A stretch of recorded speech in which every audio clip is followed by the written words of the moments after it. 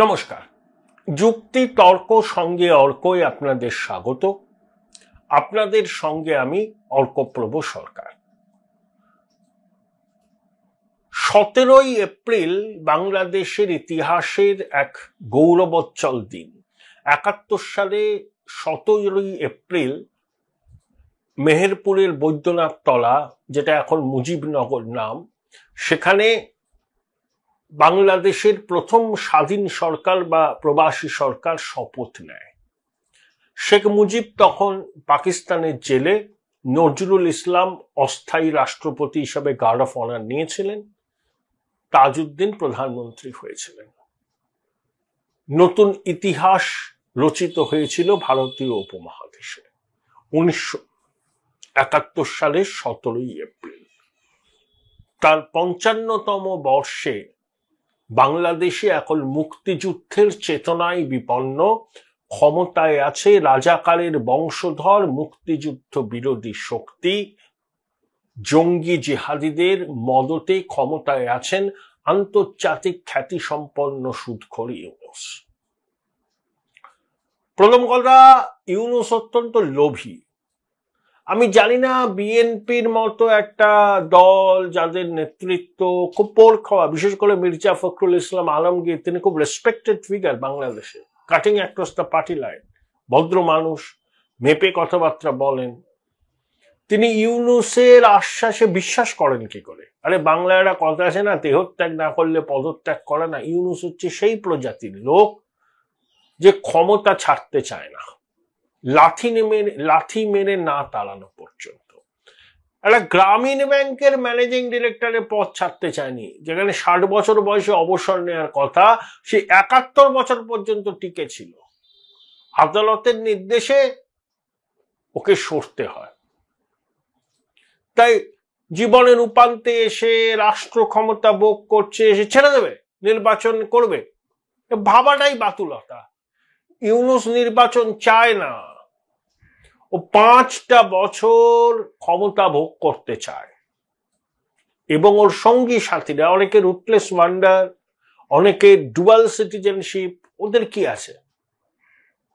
যতদিন থাকবে লুটবে, তারপরে চলে যাবে দেশ ছেড়ে। ইউনূস পালিয়ে যাবে, ওর কিছু সঙ্গী সাথী পালিয়ে যাবে। তা বাংলাদেশের 18 কোটি মানুষের কি হবে? তাহলে নির্বাচনবিহীন অনির্বাচিত একটা দখলদার সরকারের অধীনে থাকবেন। 16ই এপ্রিল বিএনপি বলেছিল যে আমরা ইউনূসের সঙ্গে বৈঠক করব, নির্বাচনে রোডম্যাপ জানতে চাই। সেই গোল গোল গোল গোল গোল গোল কথা, ছোট সংস্কার বড় সংস্কার, জানুয়ারি থেকে ডিসেম্বর। আবার জঙ্গিদের ধর্মপিতা আইন উপদেষ্টা কি বলেছেন, ভাববেন না আমরা যে জুন অবধি টানবো, আমরা জানুয়ারি থেকে মার্চের মধ্যেই করার চেষ্টা করব। সাধারণ বোধ বুদ্ধি সম্পন্ন মানুষ জানেন জুনে ভারতীয় মহাদেশে কোনো নির্বাচন হয় না, ঘোর বর্ষার সময়। আর বাংলাদেশ নদীমাতৃক দেশ, খাল বিল নদী নালা বন্যা পরিস্থিতি হয়, সেখানে ভোট হয়। আসলে নির্বাচনটা করতে চাইছে না। সমাজ মাধ্যমে ইউনূস কিছু লোককে আমদানি করেছে, পয়সা দিয়ে পাওয়া যায়। তারা বলছে বারবার দরকার ইউনূস সরকার, 5 বছর ইউনূসকে দেখতে চাই, ইত্যাদি ইত্যাদি। শুনুন, এই অন্তর্বর্তী সরকারের আমলে বাংলাদেশে কোনো বিনিয়োগ আসবে না, জঙ্গি জিহাদিদের আস্ফালন হবে, বহু মানুষ বাংলাদেশের নাগরিকত্ব ছেড়ে দেবে, এবং পৃথিবীর অন্যান্য দেশও বাংলাদেশের সঙ্গে সম্পর্ককে শীতল করবে। এই যে বিজনেস সামিট না কি হলো ইউনূস করলেন, আমি শুনছিলাম যে সেখানে যারা সব বড় বড় কথা বলেছেন, প্রতিশ্রুতি দিয়েছেন, সাদা চামড়া হতে পারে, তারা অনেকদিন বাংলাদেশে আছে। ইউনূস এদেরকে বিনিয়োগকারী সাজিয়ে লোকের চোখে ধুলো দিচ্ছে বলে অনেক অভিযোগ করেছে। এই হচ্ছে ইউনূসের কারবার। ও একটা অপটিক্স তৈরি করছে যে ও বিশ্ব নেতা, ওর বিরাট বড় ইনফ্লুয়েন্স, ও ক্ষমতায় থাকলে পরেই বাংলাদেশ সোনার বাংলা হবে। আসলে ও যেটা চাইছে, বাংলাদেশ সন্ত্রাসের দেশে পরিণত হোক, বাংলাদেশ জঙ্গি রাষ্ট্রে পরিণত হোক। ও চোখ বুজে থাকবে। ও জানে জঙ্গি রাষ্ট্র হোক, সন্ত্রাসের রাষ্ট্র হোক, আমার কি এসে যায়? জঙ্গি জিহাদিরা যদি আমাকে সমর্থন করে তাহলে আমি ক্ষমতার দিকে থাকবো, চলবো চস্য লজ্জ পেয়েও করবো। এটা তোর শখ, ক্ষমতা দখল করার শখ, অনেকদিন ধরে এই ছকটা করে এসেছিল, নিজের দল করতেও গিয়েছিল, কিন্তু হালে পানি পায়নি। এখন অনেক দিন ধরে চক্রান্ত করে শেখ হাসিনার রেজিমকে টপল করে ও ক্ষমতায় এসছে। ও থরি না গণতন্ত্রের উপাসক, ও নির্বাচন দিতে চাইবে? দেবে না, শুনুন, ও দেবে না until he is compelled to announce the date of election. আরে উপদেষ্টারা কি বলছে যে সংস্কার করে তো হবে, তো সংস্কার না করলে কি করে হবে? আরে আপনি কি সংস্কার করবেন, সেই সংস্কার দেশের মানুষ মানবে আপনাকে কে গ্যারান্টি দিয়েছে? ওরা আপনার পিঠ চাপড়ানোর মতো যারা, তারা বলবে দারুণ সংস্কার। আচ্ছা, আপনার এই সংস্কারের কর্মসূচি বিএনপির এই, ছাত্রদের এই, জামাতের এই ম্যানিফেস্টো আকারে দেশের মানুষের কাছে নিয়ে যান। মানুষ যাকে ম্যান্ডেট দেবেন, ক্ষমতা আসবেন, তিনি সেই সংস্কার করবেন, ইমপ্লিমেন্ট করবেন। আর ইউনূসের যদি সংস্কার কর্মসূচি করতে হয়, তাহলে এটা ওই ছাত্রদের দল তো ইউনূসের দল, সেই দলের হয়ে প্রার্থী হন, মানুষের আশীর্বাদ নিয়ে ভোটে জিতে বাংলাদেশ সংসদে যান।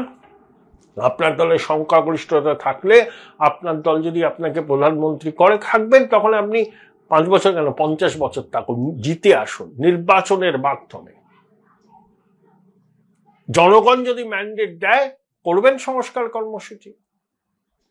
কিন্তু সংস্কারের গাজর ঝুলিয়ে নির্বাচনকে ঢিলে করবেন, এটা বেশি দিন চলতে পারে না। ইউনূস একটা বদমাইশি করেছে কি জানেন? ঐক্যমত্য কমিশন। ঐক্যমত্য কমিশন যে সিদ্ধান্ত নেবে তার ভিত্তিতেই নির্বাচনের তারিখ ঘোষণা হবে।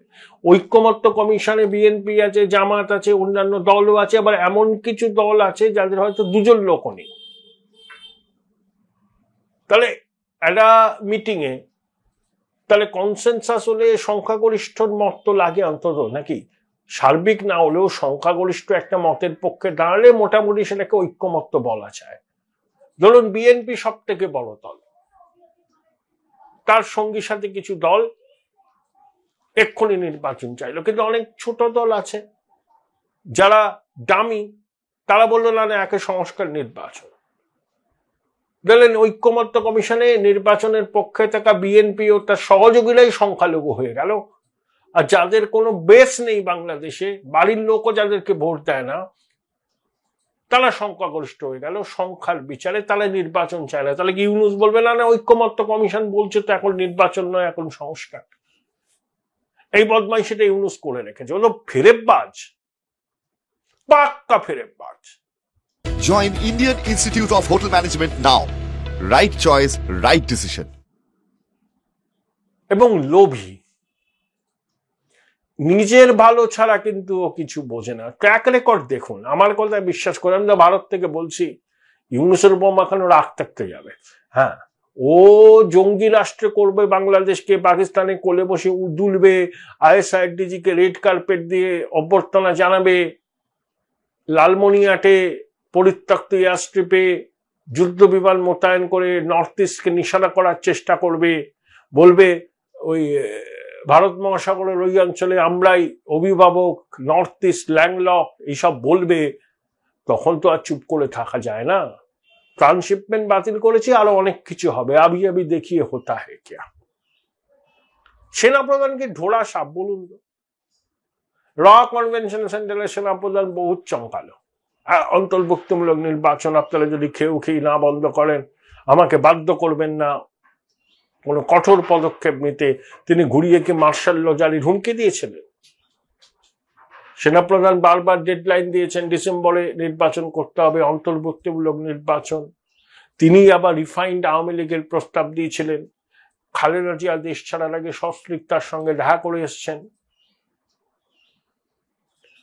প্রফেসর ইউনূসকে তিনি প্রধান উপদেষ্টা এসব বলেও সম্বোধন করেনি, শুধু ডক্টর ইউনূস বলেছেন।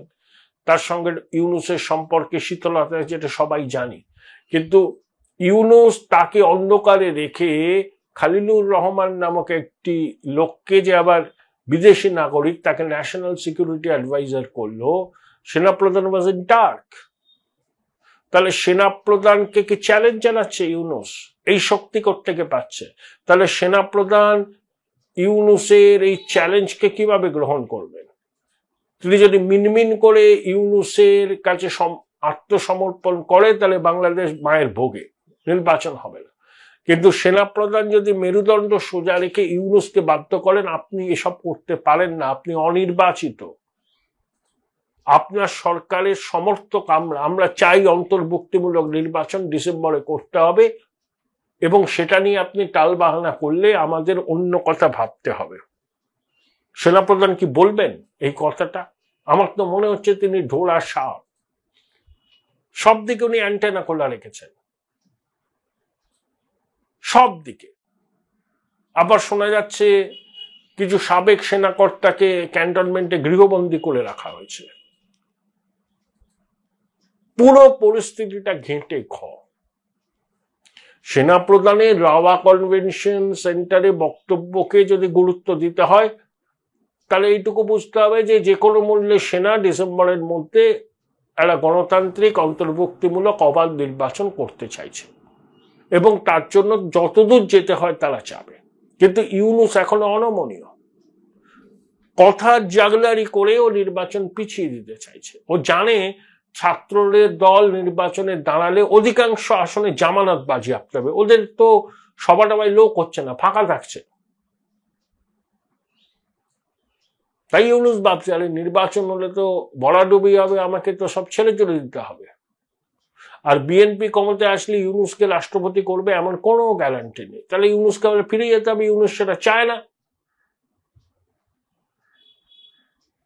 তাই ইউনূসের সমর্থক হচ্ছে জামাত, ছাত্ররা এবং জঙ্গি জিহাদিরা এবং পাকিস্তানিরা আইএসআই। তারা ইউনূসকে সামনে রেখে জঙ্গি কার্যকলাপকে চালিয়ে যেতে চায়, আর ইউনূস সামনে মুখোশ হিসাবে থাকবে। আসল মুখ হচ্ছে জামালে আমির, আরো অনেকে আছেন। আমি বলেছিলাম না, দুষ্ট চতুষ্টয়, নাটের গুরু ব্রাহ্মণ পীর পিনাকি বচ্চা, জামাতের আমির শফিকুর রহমান, ওই বদমাইশ তাত্ত্বিক, আগে বামপন্থী এখন ধর্মগুরু ফরাদ মাজাহার, এবং অবশ্যই ইউনূস।